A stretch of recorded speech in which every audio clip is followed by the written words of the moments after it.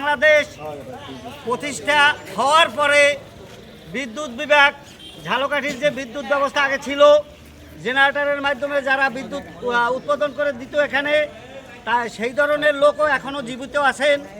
বর্তমানে সেই যুগ পার হইয়া যে বিদ্যুতের একটি উৎপাদনশীল রাষ্ট্রে পরিণত হয়েছে। তবে বিদ্যুৎ উৎপাদন বাংলাদেশে হয়, বিদ্যুৎ বাংলাদেশের বাইরে থেকেও আসে, কিন্তু বিদ্যুৎ বিভাগটা ছিল বাংলাদেশ সরকারের। সেই বিদ্যুৎ বিভাগটা বাংলাদেশ সরকারের হাত থেকে যখনই এটি যারা আগে কর্মচারী ছিলেন, সেই অসাধু কর্মচারীদের যে দুর্নীতি, সেই দুর্নীতির দায়ে কিন্তু বারবার বিদ্যুৎ খাতে সরকার রোষ খান দিয়েছেন।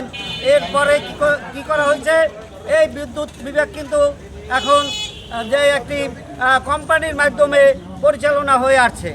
আমরা দেখি যে বর্তমানে যে বিদ্যুতের যে সমস্যা, এটাই রাষ্ট্রীয় কোনো সমস্যা হলে সেটা আমরা মেনে নিব, কিন্তু আমরা দেখি ঝালকাঠি জেলার যে বিদ্যুৎ সমস্যা, সেটি অন্য অন্য জেলার চেয়ে 3 গুণ আলাদা। কিভাবে আলাদা আপনি দেখেন, পার্শ্ববর্তী আমাদের মাত্র একটি ছোট উপজেলা রাজাপুর, সেখানে বিদ্যুৎ আসে খুলনা থেকে সরাসরি।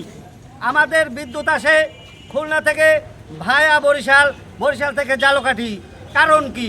কারণ হলো একটাই, এখানে বিদ্যুতের যে পরিমাণ একটি রক্ষণাবেক্ষণের সাবস্টেশন করার কথা ছিল, সেই স্টেশন আজকে পর্যন্ত হয় নাই।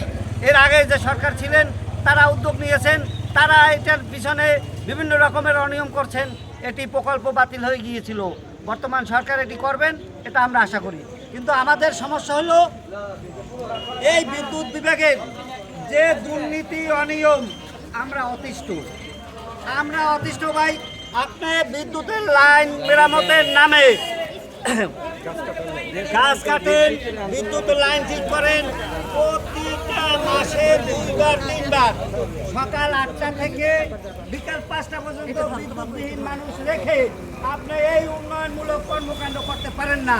কারণ আপনি কাজ করবেন, আপনার একটা নির্দিষ্ট টাইম থাকবে, 2 ঘন্টা করেন, 3 ঘন্টা করেন, 4 ঘন্টা করেন, এই বিদ্যুৎ লাইন সরবরাহ রাখা তারপরে আপনার কাজ করতে হবে। এটা